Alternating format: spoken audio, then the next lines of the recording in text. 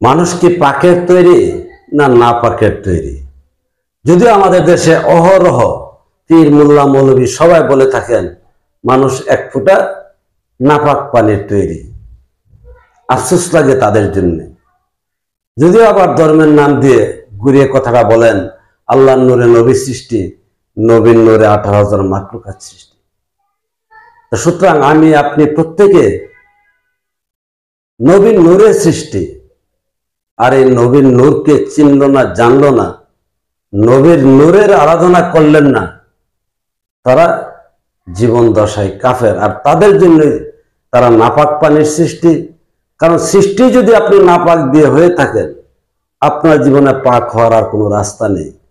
আর যদি আল্লাহর পুত পবিত্র নবীর পুত পবিত্র সত্তা দিয়ে তৈরি হন, আপনি আল্লাহর প্রিয় বান্দা, মানুষের মধ্যে সম্মানিত ব্যক্তি না হয়ে পারেন না।